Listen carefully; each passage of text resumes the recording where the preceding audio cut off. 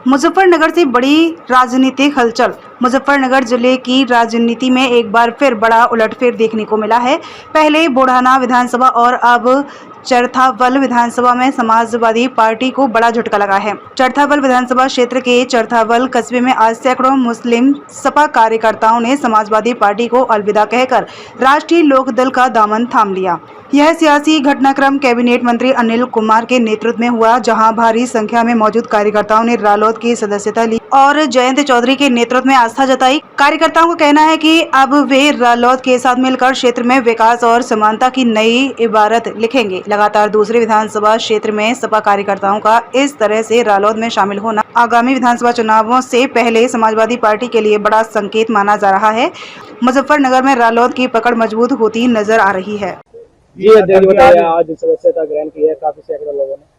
आज हमारी पार्टी के पूर्व विधायक चरथावल आदरणीय नूरसलमी राणा जी के आवास पर पार्टी की सदस्यता ग्रहण की है। उसमें गांव के कई प्रधान है, सुजड़ू के प्रधान है, नंगलाराई के प्रधान है, अमीन नगर के प्रधान है, जसोई के प्रधान है और कुटेसरे के प्रधान है और उनके तमाम साथियों ने राष्ट्रीय लोकदल में अपनी आस्था जताते हुए आज पार्टी की सदस्यता ग्रहण की है। मैं आपके माध्यम से पार्टी में आने पर उनका हार्दिक अभिनंदन करता और स्वागत करता। कल भी बुढ़ाना में भी सदस्यता। हाँ, बुढ़ाना में सैकड़ों लोगों ने, मेन 43 लोगों ने कल पार्टी की सदस्यता ग्रहण की है। उनके तमाम साथियों ने पार्टी की सदस्यता ग्रहण की है। वहाँ पर हमारी पार्टी के प्रमुख, पूर्व प्रमुख, वर्तमान में प्रमुख आदरणीय विनोद मलिक जी के नेतृत्व में पार्टी की ज्वाइनिंग कल की गई है। आज कितने लोगों ने? आज सैकड़ों लोग होंगे, मेन 8 लोग हैं, उनके तमाम साथी हैं। तो लगातार समाजवादी पार्टी से निकलकर आरएलडी में आ रहे हैं, 27 को किस तरह से देखते हैं? देखो, पार्टी समाजवादी पार्टी को देखते हुए उनकी जो आस्था थी राष्ट्रीय लोकदल के प्रति उन्होंने अपनी आस्था जाहिर की है। नेता के प्रति उन्होंने अपनी आस्था जाहिर की है। पार्टी को आगे बढ़ाने का उन्होंने निर्णय लिया। इन्हीं बातों को देखते हुए राष्ट्रीय लोकदल की सदस्यता ये रही 2027 की बात। 2027 में पहले भी पार्टी मजबूती से चुनाव लड़ी, 27 में भी हम लोग पूरी मजबूती के साथ चुनाव लड़ेंगे और जो आप सोच रहे हैं उससे भी अच्छा रिजल्ट जनपद मुजफ्फरनगर का रहेगा। सैकड़ों लोगों ने आज सदस्यता लिया। आज देखो भाई पप्पू राणा जी के आवास पे हमारी पार्टी के पूर्व विधायक है, चरथावल से एमएलए रहे हैं और उनके क्षेत्र के काफी साथियों ने आज समाजवादी पार्टी छोड़कर आज राष्ट्रीय लोकदल की सदस्यता ग्रहण की है। एक विपक्ष के द्वारा जो एजेंडा चलाया जा रहा था वक्फ बिल को लेकर कि राष्ट्रीय लोकदल से बहुत सारे लोग पार्टी छोड़कर जा रहे हैं, अब जो छोड़कर गए हमने तो उन्हें कभी पार्टी में देखा नहीं, आज तक न कोई पदाधिकारी थे।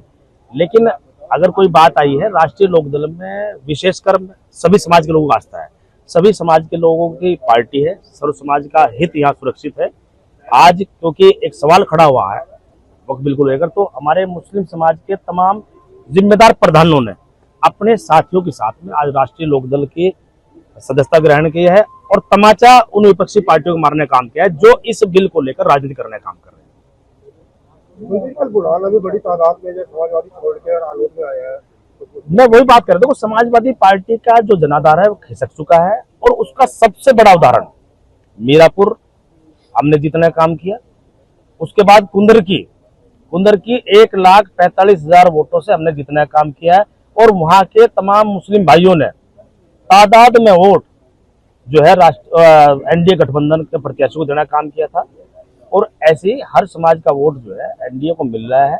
लेकिन विपक्ष के पास कुछ हिंदू मुस्लिम से जुड़े जो मुद्दे हैं उन पर राजनीति करने के अलावा कोई और मुद्दा नहीं है, क्योंकि जब से आदरणीय मोदी जी की सरकार 2014 से है और 2017 से 8 वर्ष सरकार आपका कार्यकाल महाराज जी के नेतृत्व में पूर्ण हो चुका है और सभी सेक्टर में, सभी प्लेटफॉर्म में, सभी क्षेत्रों में, चाहे वो स्वास्थ्य का क्षेत्र हो, चाहे चिकित्सा का हो, चाहे शिक्षा का हो, हर क्षेत्र में काम हो रहे हैं, अच्छे काम हो रहे हैं।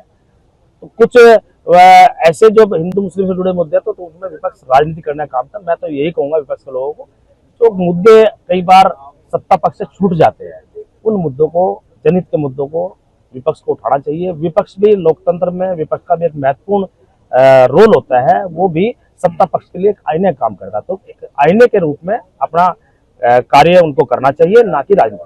वक्फ बिल से जोड़कर देखा जा रहा है इस सदस्यता अभियान को। वक्फ बिल जो आया, देखो एक बात सुनो, वक्फ बिल में संशोधन आया, वक्फ बिल को समाप्त नहीं किया गया। ये लोग जो इस बात का प्रचार कर रहे हैं, समाजवादी पार्टी के लोग या कांग्रेस के लोग, वक्फ बिल से मुस्लिम समाज को बड़ा नुकसान होगा, जब वक्फ बिल जमीन पर उतरेगा तो जिन लोगों को वक्फ प्रॉपर्टियों का आज तक कोई फायदा नहीं मिल पाया, जो गरीब मुसलमान हैं, उनको फायदा मिलता हुआ नजर आएगा। ये बड़ी बात इस वक्त बिल में होगी। कुछ मठाधीश लोग हैं जो इसका फायदा उठा रहे थे, उनको जरूर नुकसान है। वो मात्र 20 करोड़ से ज्यादा की जनसंख्या है देश के अंदर मुस्लिम समाज के, 10,000 लोग हैं मात्र जो वक्फ की प्रॉपर्टी का फायदा उठा रहे हैं, मात्र 10,000 लोग। तो ये 19 करोड़ 9 लाख इतने 99,90,000 लोग कहाँ जाएंगे? आप देख लो, इनका हक मारने का ये लोग काम करते हो, तो उनको दर्द है कि प्रॉपर्टी छीनेंगे और गरीब आदमी पटेंगे।